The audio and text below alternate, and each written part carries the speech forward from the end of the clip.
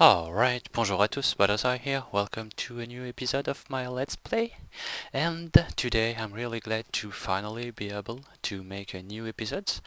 I'm sorry I wasn't able to make one during a whole week. That's because I was moving out in a new place, and also I bought a new computer, which is why I can finally have a decent FPS, even in far rendered distance with fancy graphics, so I can finally play Minecraft without lagging and without being bothered by the possible um, performance cost of my designs. So now I can finally play Minecraft like I want, and I won't be woo. Oh, yeah, oopsie. And I won't be bothered by the performance cost of all of my contraption, because that's something that was preventing me from making big and huge contraptions. So, since the previous episode, that was, as I've said, 1 week ago, I've played only on my laptop a little bit every now and then. And since I couldn't record anything, I've decided to mostly make some really non-important stuff. So mostly digging, collecting a lot of netherrack, and also I've finished the kiln setup. So let's have a quick look at it. The great thing now is that I can turn everything on without any lag. And that's great. So in the kiln we have in the pottery we have the finished setup. Now the room is completely finished. I've decided to place netherrack and nether brick to keep a small fill from the nether, because that's supposed to be a hot place. And what didn't I show you last time? I'm not sure, because yeah, that was 1 week ago. Yeah, so I've added two lever and button to the setup, so now I can remove the clay block that's in front of the dispenser if I want to manually have a look in the dispenser inventory. And also I've connected a manual button to turn on the Archimedes screw, and a light signal to tell me when the Archimedes screw is working or not. And I did that because when I turn off the setup, I might have some clay balls left in the Archimedes screw, so that's why I want a small button to be able to turn it on quickly when I turn off the system. And well, the kiln is like it used to be. Nothing has changed in it. Still working the same way. I've made a lot of solars while I was digging and making the floor. Also, yeah, there's something above, but later. So I let it running for a long time. And so far I ran into just one problem, and it's that sometimes the fired pottery, so the urn or the vase or whatever, end up being somehow glued to the brick block, and will not be able to be collected, because it won't end up in the water flow. It will just stay stuck around there, just in front of just above the water sources, but it won't fall into it. But it only happened like 1 or 2 urns every 2 or 3 stacks, so that's not that bad. And also I've built on top of this thing here a small room, well, relatively small room, with 8 millstones that I'm gonna use to grind my netherrack. I've turn it off because it's really noisy. And all of the ground netherrack will get into the water and will fall into this pile of hoppers, boiled hoppers, that will fill the chest under it. This way I have a lot of storage with only using one chest. When the chest is full, this hopper will start filling up, and then the next one, and after that all of them.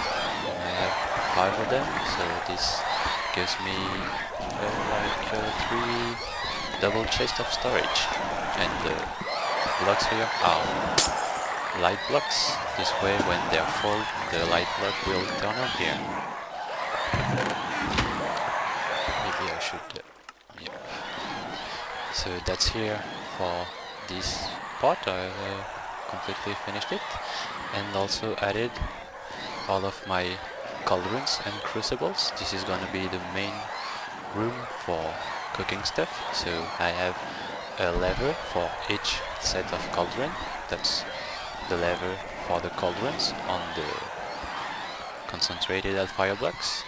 The lapis blocks are the bellows, so if I want to stoke the fire, not this one because I don't want to stoke the fire with hellfire dust. Don't try this at home.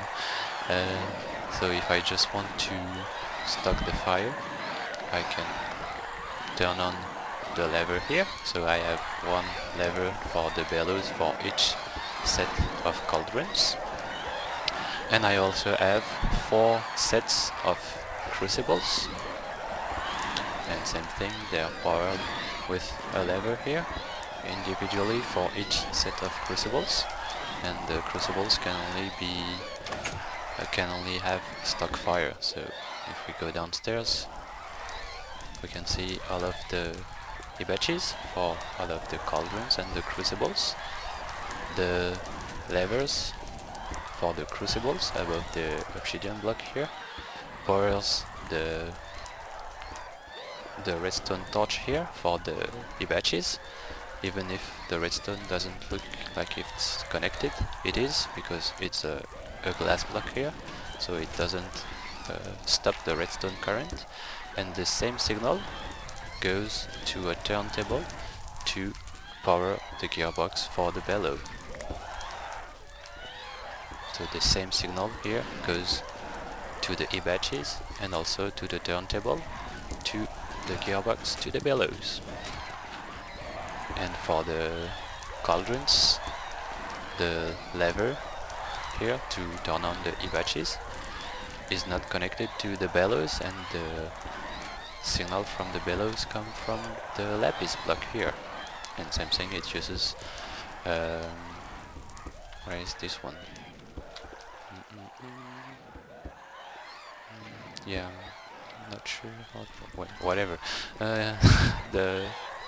I made that a week ago, so I kinda forgot where the wire is. Whatever.